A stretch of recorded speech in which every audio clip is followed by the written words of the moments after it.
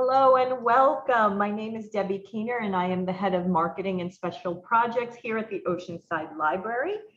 I would like to introduce my colleague and my fellow presenter this evening, head of adult services, Nadine Spano.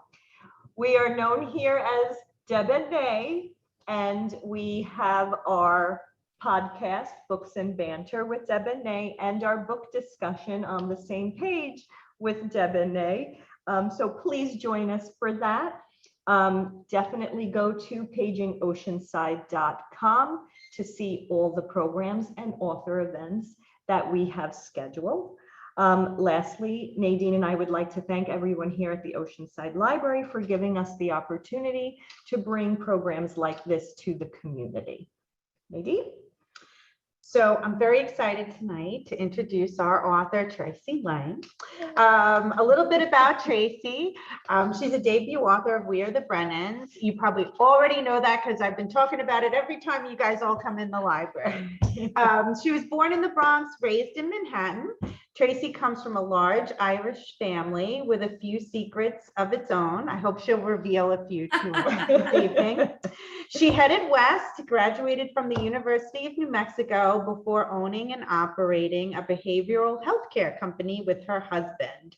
While writing her debut novel, We Are the Brennans, she completed the Stanford University online novel writing program. I'd love to hear a little bit about that too.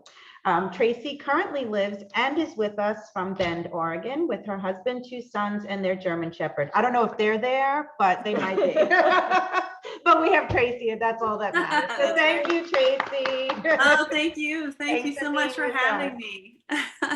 We're so happy for you to be here with us tonight. As I said before, we've all been reading your book. Your book is going to be our November book pick Awesome. for the Deb and Nay for our book discussion. So we're very excited about that. Debut novels are always fun to talk about because they're, just so unique. And I'm sure this has been a little bit of a whirlwind for you. Mm-hmm.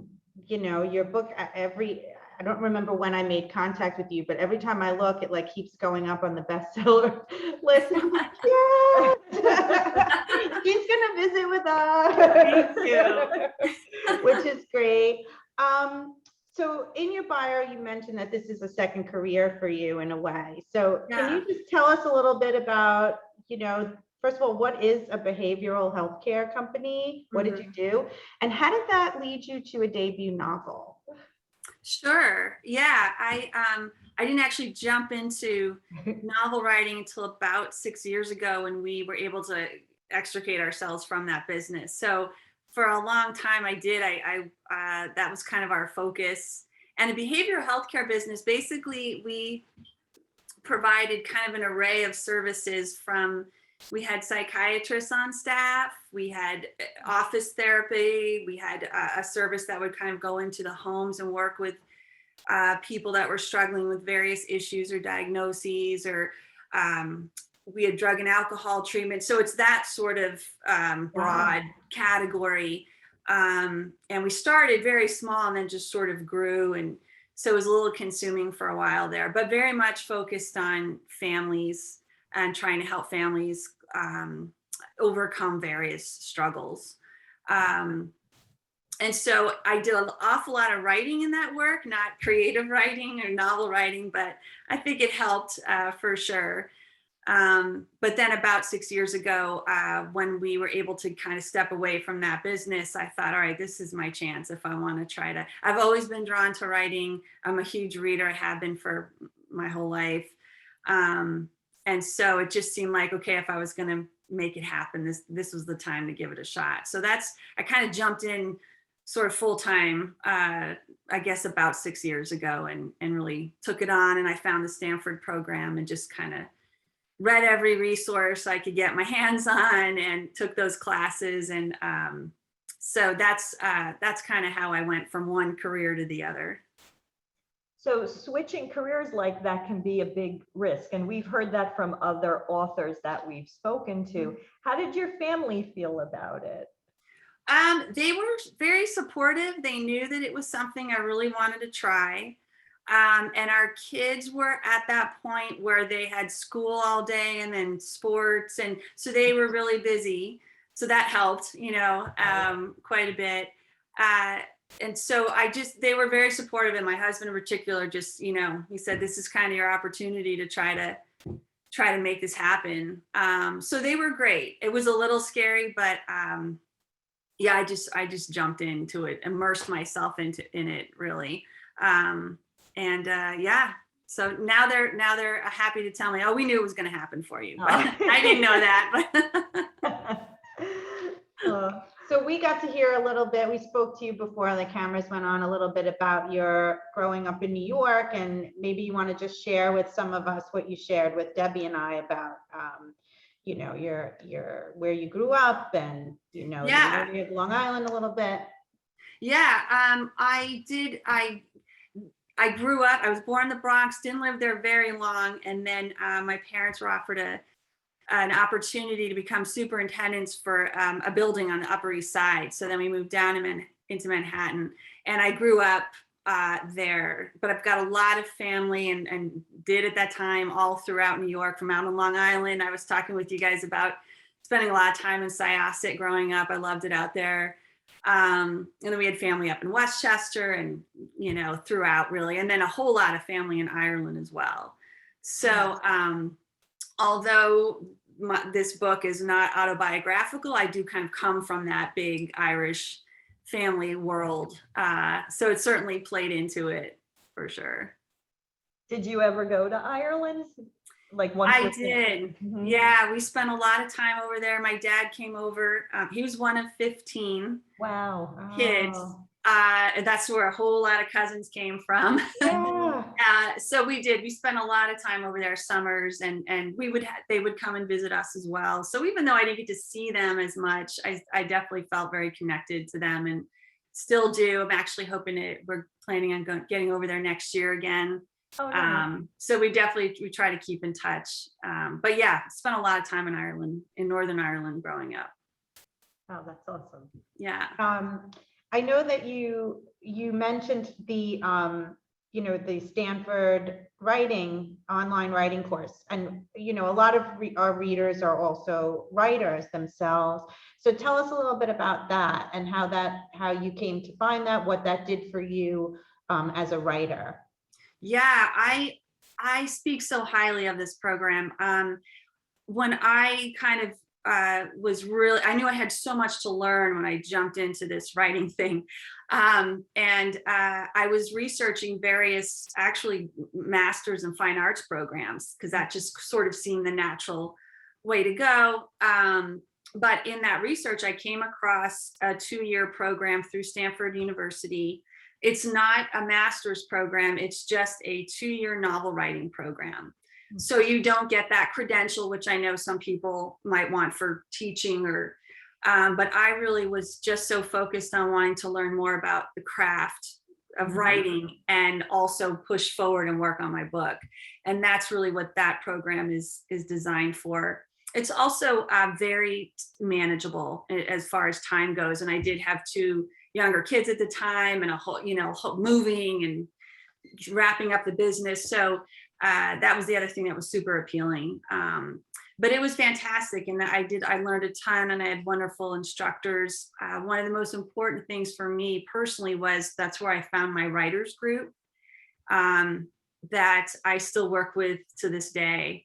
And they're super important to what I do, because it's such a solitary thing. So to have that group that you can lean on and connect with, and they can tell you, this is terrible, you need to rework this, or whatever it might be. But the other important thing that program did for me was I learned so much and got so much feedback about Brennans, this book, that it went through several drafts, and I felt like it was in a decent place when I had that golden opportunity to share it with an agent.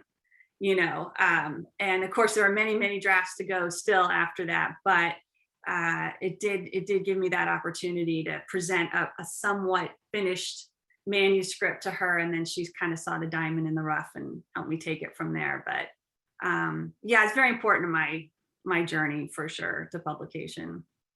And you guys in your writing group, do you, I'm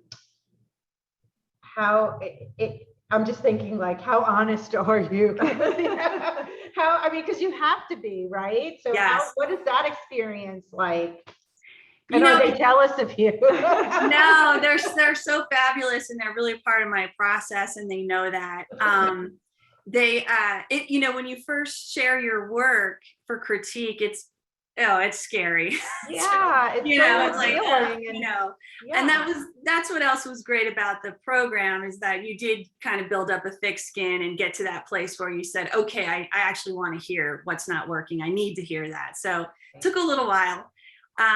But yeah, as far as the writers group, there was just a small group of us that sort of found each other and started working with each other even outside of the program while we were doing it. And at this point, yeah, they write in different genres. I mean, I've got someone that does like thriller, and I have someone that does historical stuff, but we kind of understand each other well enough, and it's super honest, you know, where they'll just say, no, you gotta redo this, or that's not working, or so yeah, you want to be able to work with people that understand what you're trying to do and can be really honest with you and help you figure it out. That's great. Yeah. Yeah. So in We Are the Brennans, tell us how and when Sunday Story came to you. You know, when I first started writing, I kind of quickly, when I was still learning so much, I kind of threw down one story, which I suspect will never see the light of day, but I learned a lot from it. And right after that.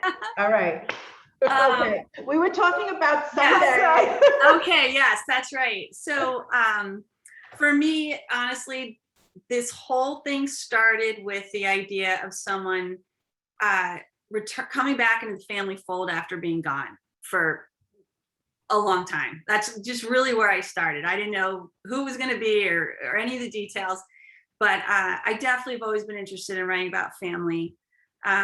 It's so much of what I've done in my life, and it's just what interests me. A lot of the books I read are about that. So that's where it started, was just kind of that situation. And then I pretty quickly landed on some of the characters. And I started with Sunday, and then really just kind of thought through all those questions, like, why did she go? What's bringing her back? What's going to happen now? And so it really just built from there. And I knew I wanted her to have at least a couple of brothers and probably be the only girl. And so then I landed on Denny, the big brother, next. And I think from there I went to Cal, actually, as like the honorary Brennan. And so, in a way, they sort of all built around Sunday, I guess, in some kind of response to her. And I thought it'd be interesting if she was the only girl and Denny was kind of the golden child. So it's just all those dynamics started to kind of take shape. And then that's where it all started for me, though. And I just know this. Felt like I knew this world pretty well, the big Irish Catholic family and all the good and the bad, and so that certainly fed it too. Did you know Sunday's story from beginning to end when you started, or did it kind of just evolve for you, her story, as you started writing? It generally evolves. In any of the projects I've done, I don't know the ending when I start. I might be rooting for a certain ending, but I don't know what it is. I keep meaning to look up the author who said this, because I never remember, but that idea of sort of driving at night with the headlights on. When I go through my first draft, that's kind of what it's like for me. I'll know what's coming up in the next 2-3 chapters, and I'll have some sense of what's after that, but I really just sort of, it evolves. It kind of unfolds to me as I go. So I have some major plot points in mind, but that's about it. So I didn't know. I just knew that she was going to have come back home. I figured she would probably be a kind of a low point, and she's coming back into the fold, and then it went from there. So. Why the name Sunday? I was just going to ask. I get that question a lot. Almost everyone in this book is named after a cousin or Irish friend, But Sunday is the one. I came across that name 2-3 years ago, maybe even a little bit longer. And I just thought it was a great name, and it stuck with me. And then given just sort of the presence of the church, I don't know, it Right. clicked for me. But I can't say it's named. Unfortunately, she's probably the only character that's not named after a family member or friend or something like that. So I just thought it was a cool name, frankly. I was gonna say, were relatives and friends happy that you named characters after them? So far, they're okay. There's no they're different enough, that they're not worried. For instance, I often feel the need to assure people that my mom is nothing like Maura Brennan, because but so no, I haven't had anyone get too upset about the names yet. And usually they kind of get a kick out of it. So I was gonna say, do you have a lot of brothers and sisters? I actually only have one brother. Oh, okay. But given my dad's family, 15, they all had multiple kids. My mom was one of 4. They all had multiple. So we were just sort of surrounded by family growing up. Yeah. We actually have Judy Gibbons, who's one of our regular book discussion members. Yeah. She said El Doctoro, the driving at night quote. Is that it? I don't know. Oh, okay. Do you see it in the chat? Oh, yeah, I see it, but I'm not familiar with it, unfortunately. Oh, okay. Yeah. I wonder what that is, but yeah, no, I don't know that myself. Oh, okay. Okay. Who was your favorite, since we're talking about the siblings in the book, do you have a favorite sibling? You could admit it because it's not really your family. That's right. That's right. But was one of the more, I should say, from a writing, what was your favorite sibling to write? I probably would go with Jackie. He turned out to be a lot of fun for me. Denny was at times too, just because he kind of has that that really strong personality. Yeah. But Jackie was kind of a surprise, and he only got 2 chapters, but I enjoyed him, and maybe it was just that he was sort of the black sheep and the younger brother, and of course he carried her. He was a big support for her, carried her secret, and I tried to have a little fun with his language, so he was kind of fun for me. I enjoyed, but I have to admit, each character, even the ones that maybe weren't as popular, I felt like they each had I enjoyed spending time, I guess, with each of them for different reasons. But Jackie did turn out to be kind of a surprise, and I enjoyed him a lot. So how did you come to get published? Like, what steps did you take after here you're in your writing group, you're writing the story, and then you said you had the confidence to send it to an agent, and then what happened after that? Well, basically, right after I finished the Stanford program, I was kind of at that point where I thought, okay, I think I'm ready to try to, get this out in the world if I can, and I did get some rejection, some of that fun rejection early on for sure. But then I ended up attending a writers conference. It's a big one that goes on every year and in Kauai. I had to go all the way to Hawaii. Oh, that's rough. I know. I know.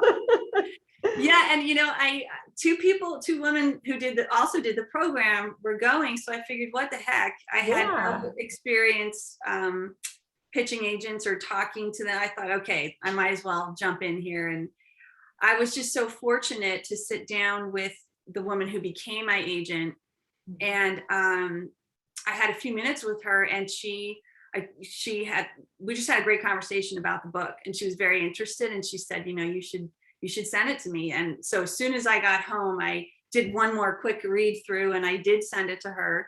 Wow. And after she read it, she said, okay, here's what I like, and then there are things that are not working. And she sent me some pretty comprehensive thoughts about what needed to change. Not really specific, you need to do A, B, and C, more like, here I feel like we need to dig deeper into things, and just So it was helpful, but I had to really sit and figure out exactly how to fix it, so to speak. And she didn't actually offer to represent the book until I sent her the revision. So I think she wanted to see what I could do, understandably. And after that revision, she did offer to represent the book. And there were more drafts after that, until she kind of felt like it was ready to take out and to publishing houses and see who might be interested. So certainly finding her was, to this day, I'm like so thankful that I met her and that we clicked that way, because she knew what she was doing and she knew who to take it out to. And we found our publisher, and who's been a dream to work with. So a lot of luck along the way, hard work, and for sure being in the right place at the right time. That's awesome. Yeah. The luck of the Irish. Yeah. It goes Right. We sometimes ask, was there anything that you took out of the book or that changed significantly that readers would want to know about? There, for the most part, a lot of people ask for all those points of view there from the beginning, and they actually were. I thought somewhere along the way, someone might tell me I need to cut down on the points of view, or that in case it got confusing or something, but it seemed they all have been there from the beginning. They seem to work. The one thing that changed, and it was my editor's advice and suggestion when she took the book on at Celadon. Initially, what drove Sunday away, what happened, well, I guess I don't want to give any spoilers, or should I? Maybe I shouldn't. You could say it. Maybe Okay, yeah, it's not going to ruin the book, I don't think. But initially, about halfway through, we find out kind of why Sunday left town. And initially, it was really more of an assault, I guess, than what takes place. And my editor said, I feel like you could find a different plot twist that could get us to the same place. And I thought that was great advice, and that's why I went the direction I did. And it just sort of made for a little bit richer story and complex story. It wasn't so black and white. Right. So I know I'm giving some stuff away there, but not all of it. But yeah, so that was probably the biggest. Other than that, all of the drafts were really about just digging deeper with characters and their relationships, yeah, there were many drafts. So I'm sure you've heard that from everybody, but yeah. Yeah. Yeah. Lots of drafts. Yeah. Lots of drafts. Yeah. I think your writing style is quite unique. I loved how the last thing a character says in one chapter is then the first line of that character's, chapter. Right. So the story unfolds through, as you mentioned, the different perspectives. Why did you choose that format? Like what? That's another thing people comment on so often, and it's so not everyone's responded so well to that, which was really cool. I honestly, I wish I could say I set out to invent this new device, but that was also there from the beginning. And I'm pretty sure that it was for myself just to try to keep the story as tight as possible with so many voices in the mix and so many characters. And it sort of gave me a structure of, okay, like I'm going to go from this character to this character, and this is how I'm going to do it. And it almost helped me like sort of narrow down my options and keep it as tight as I could. And it was another thing I thought, well, I wonder if this is going to survive this little, am I going to be able to do this throughout the book? But yeah, it's interesting how people have kind of enjoyed that overall. But yeah, I'm pretty sure it was there for me. What's that? I'm pretty sure I just did that to help myself. Well, it's an interesting device because I listened to the audio version of your book, And it's great because when you stop at a chapter, like it picked up from almost like a radio show. Like it was very cool to listen to. I don't know, I don't have that experience of actually reading the page that way, but listening to it and then hearing the voice, it was really good. Like a recap. It was a recap. Yeah. Exactly that. So it Yeah. was a great And device for the audio. Yeah, good. And she did a fantastic job, by the way. Oh. Mary Kreinig was amazing. Their accents and The everything. accent. Yeah. But yeah, that's how it helped me too, to just stay really focused and not get too far afield and go off in, directions. So yeah, it was very helpful. Because it is like a radio show like last time on We Are the Brennans. Right. That's right. Kale said. A little reminder. That's great.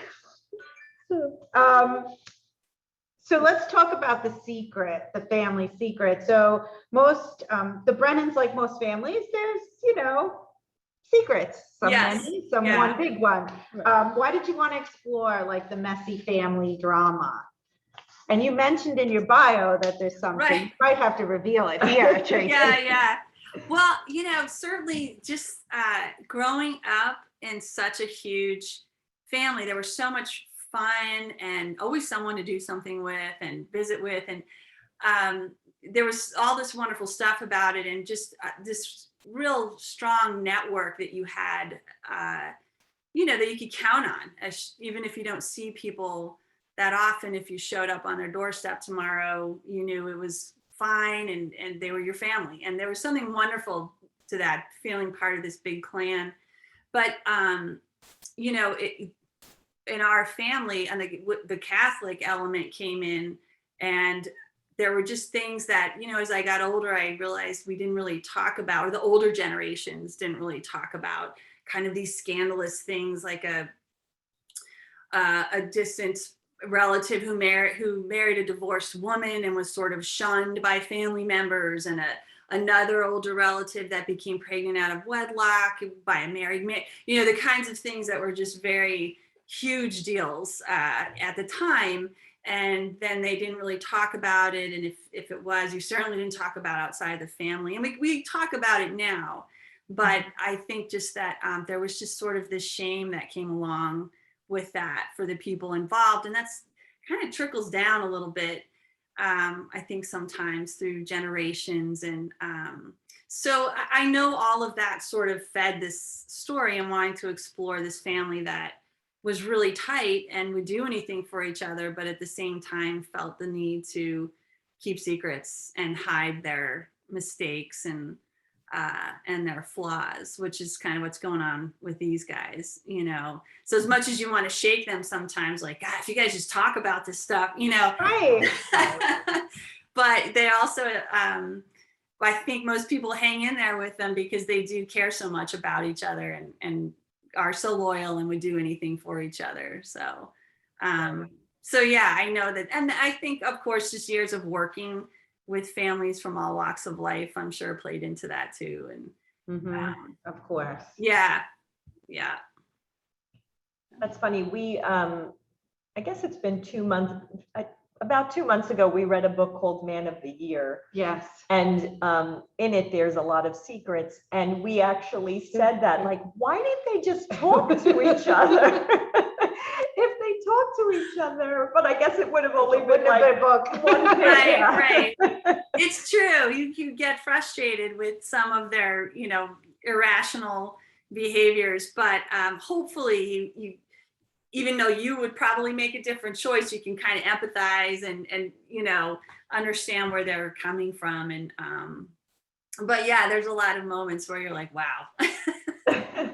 But I know that, I've done that stuff, but we all do that stuff, I think, in family. So we may not have as many secrets as the Brennans going on, but there's usually stuff out there, and it almost always comes out one way or another, even if it's through 23andMe. Yeah. Later. That's so true. Yeah, I've had people reach out that have read the book and shared a couple of those experiences where we found out we've got these other relatives from grandma or grandpa. Wow. Oh, yeah. Well, Mickey was an interesting character too, Dad. Yeah. I kind of wanted more of him. I'll be honest with you. He was just so, he was fascinating. You know, he had like a little bit of dementia, but did he? Right. Was that a secret? Yeah, because he seemed a little on top of things once. Like there was more than meets the eye, and I love that about him. Mhm. Was he, how about, I know that Mom wasn't based on your mom, but was Mickey based on your dad at all? You know, if there's any character where there's some resemblance, it would be Mickey to my dad. That was actually a treat to work in some of my dad's history into Mickey's. He coming from Northern Ireland. Yeah. My dad was in construction forever in New York, and like Mickey, my dad had a bookie for decades. So there are these fun elements I could bring in that way. So yeah, he would be about the only character where people who knew my dad and read the book say, "Oh, I see some of your dad in here." So that was kind of cool. That's to be able great. to do that. Yeah,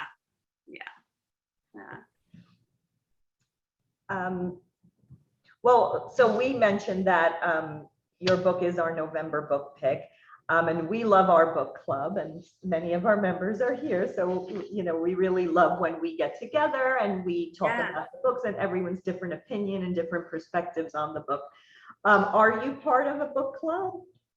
You know, I'm actually not at the moment.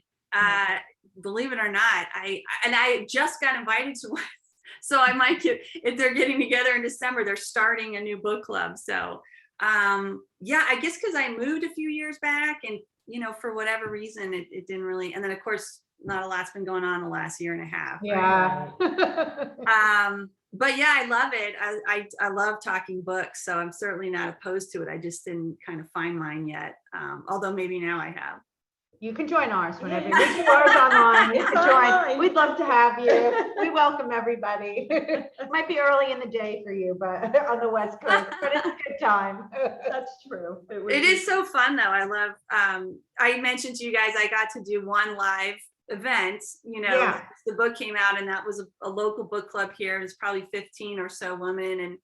And it was great just to hear, you know, some people didn't really like this character and some did. And when about my book. So it was just fun to just see this energy around it. And I love talking that stuff through too.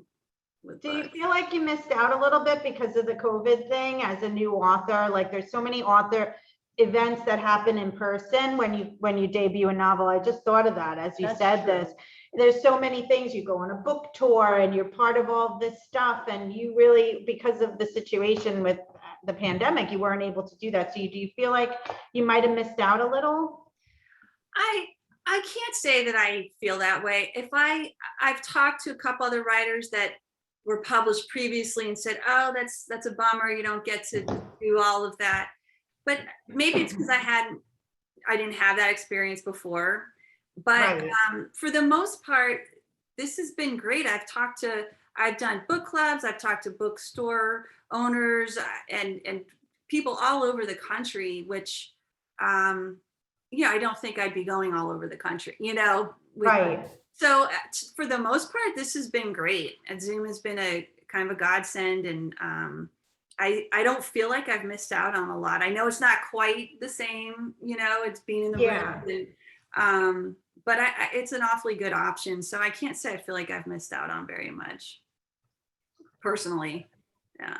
Good. Yeah. And what are you working on? So what are you working on now? I'm pretty far into my next one. I still have a little work to do on it for sure. But I guess I'll just say it's kind of jumping back in with a different family, different dysfunction, but more family drama. Oh, okay. Kind of That's great. exploring different issues and different dynamics, but that stuff's just so fascinating to me. Those relationships, those people that kind of, for better or worse, know you the best usually, and you know, diving into all of that. So that's kind of what I'm working on now, and it's getting there. So. Great. Are you still, what point are you in? Are you doing edits with the editor on it, or are you writing it? When can we see it? Well, they're shooting for, I believe they're shooting for 2023. I don't know when in 2023. Okay. But that's what we're looking at. So yeah, I still have more work to do, but they feel good enough about it that we're looking at that. That's awesome. That's It's great. gonna get there. It's gonna get there. Yeah. Well, that's great. Yeah. So when you aren't writing, what are your hobbies and interests? What do you do? Well, it's about the end of the season here for this, but I do like to mountain bike. That's a big one that I do with my husband. Hiking in general, trying to get outdoors. I try to play golf with my husband. I'm terrible, but he just, but I go and I try. And beyond that, it's just visiting our boys. Our youngest went off to college this year, which is a weird experience, especially after COVID when he was home and he didn't go to school for like a year here. Yeah. So, but we've been visiting with him and keeping in touch with him. And our other son is in the Army, so we FaceTime with him a lot. So probably more than they want to. But I just like to keep in touch. So Yes, of course. Yeah. Of course. That's great. That's awesome.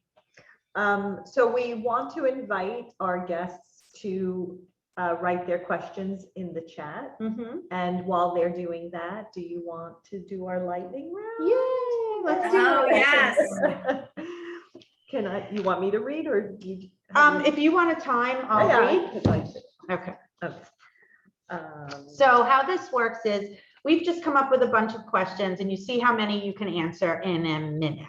You Okay. have 1 minute to answer, and they're pretty easy. Okay. They're just fun. Uh-oh, no pressure. No pressure, and you can say pass if you want to pass, and we'll go back to it. Yeah. And you can go over time. I mean, it's Yeah, we just like to hear more about our authors, and that's Yeah, like us. What's that magazine that does They're Just Like You? Oh yeah. Celebrities, authors, they're just like you. Whatever you're ready. You ready? 1, 2, go. Movies in the theater or at home? In the theater. What shows are you currently binging? The Maid or The Maid on Netflix. Mm-hmm. Yeah, that's it. Okay. We do one at a time. What was your favorite quarantine snack or cocktail? Ooh. Someone introduced us to, I think it was a banana martini, which I sounded terrible and then was fantastic. So there you go. That's a good one. You'll have to give us the recipe. Yeah. Books or movies that give you a good cry or a good laugh? Movies, one of my favorites of all time is 3 Billboards Outside Ebbing, Missouri. Absolutely love that. That's right up my alley. Love that movie. A good cry. Sophie's Choice. Remember that one? Yeah. That would do it. And what character of a book, not yours, or a TV movie series would you like to have dinner with? And then I'll stop it because we're over. Oh, sorry, I didn't do very well. Someone I would want a character. Oh gosh, probably Dominic from I Know This Much Is True by Wally Lamb. Oh, that's one of my favorite books. Fantastic book. So yeah, he was fascinating to me. So maybe him. Unbelievable. Oh, that's yeah. Good.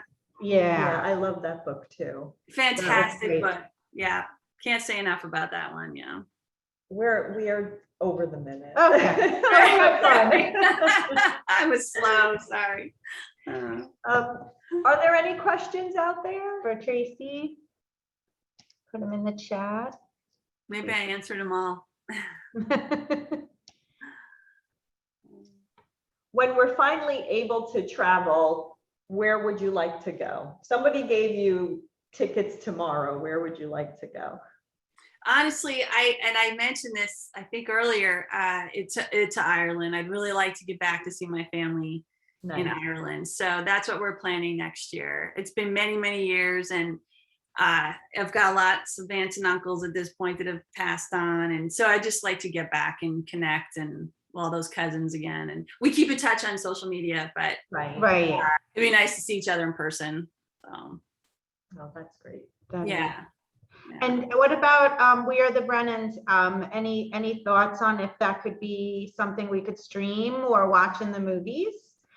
It would be wonderful. Right? That would be amazing. So many books are being made into, it'd be great. And a family drama. Like, I mean, I couldn't help but think of Ray Donovan when I was reading this book. Which I'm a huge, right? Yeah. So just wondering, have you gotten any?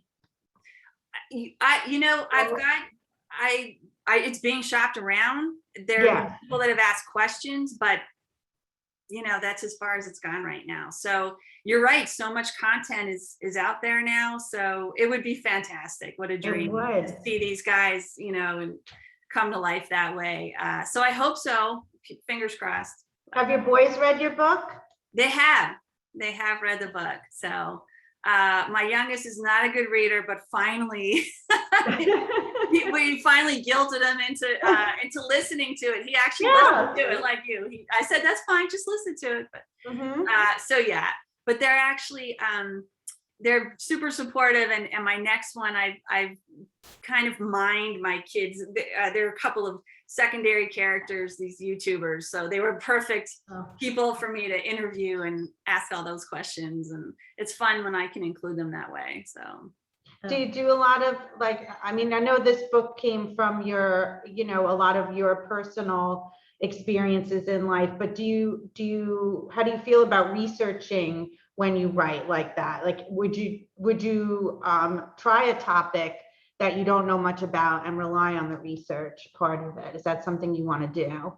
I would. I find the research really fascinating, and I do spend a lot of time researching, even if it's family dynamics I'm sort of familiar with. I definitely like to feel solid in whatever I'm sharing, and so I spend a lot of time researching, and if I felt confident enough in that research, I'll definitely pull it in and use it.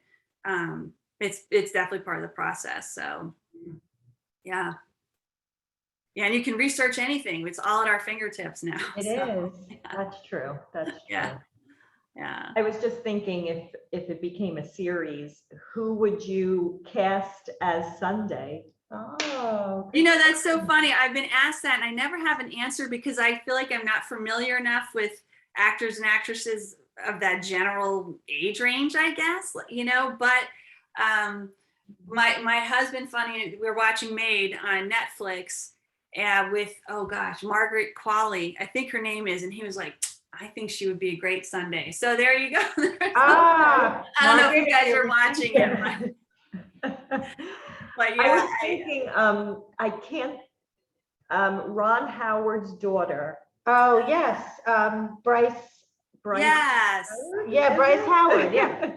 That's right. She would be good. And Amy Adams as like Teresa, or you know what I mean? Like, I like this. Oh, this is interesting. The men I can't put together, like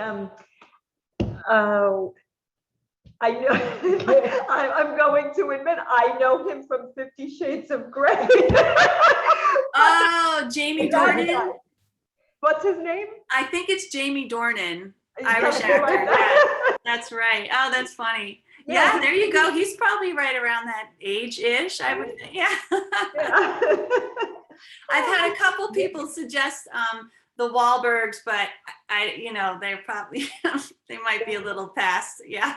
Yeah. I mean, that'd be great, but it would. Yeah. Yeah, but they're a little up there. Right. Well, Mark. Well, they're old. They're old. They're old. I can say that because that's my generation. They're old now. Yeah. But you're right. Yeah. Right. Definitely. Yeah, I'm sure they're out there. I just don't know enough to say. Well, it's fun to dream about it and talk about it, and like. Yeah. I hope that we get to see the Brennans story. Yeah, it would be great. What a blast. That would be amazing. And we really look forward to your upcoming yeah, one. your upcoming novel. I like Thank you. family dramas, so it should be fun. I'm excited. And we have our book discussion coming on the 17th of November. So if you haven't gotten your hands on We Are the Brennans yet, please do. It's great. You're going to Yes. love it. And then you can come chat with us and Mhm. we'll talk about it. So And Tracey, if you're free, come back. Come back on. we'd love to have you. We'd love to have you. I would love to come back too. This was great. Really. We're sorry about the Zoom bomb, but I know. Oh no, you know, that's so interesting. I've never had that happen. I've heard about it, but you guys were on it. You took care of it pretty quickly there. And yes, and it will be edited out of any audio, yeah, of it will any be edited video. out of the YouTube. Yeah, we Definitely. do that. So, Yeah.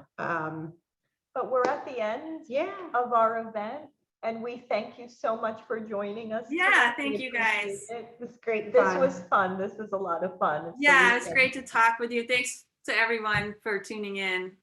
Yes, thank you everyone for joining us tonight. And Thank you. remember, go to pagingoceanside.com to see what's happening and what's next. And definitely check out our podcast, Books and Banter with Deb and Nay. And what else? Be safe out there. Be safe. Happy Halloween. Happy Halloween. Big weekend. Big weekend. So everyone have a great night. Thank you, Tracey. Thanks, Tracy. guys. Thank you so Thanks, much. Yeah, Have a lovely evening. you too. Bye. Bye.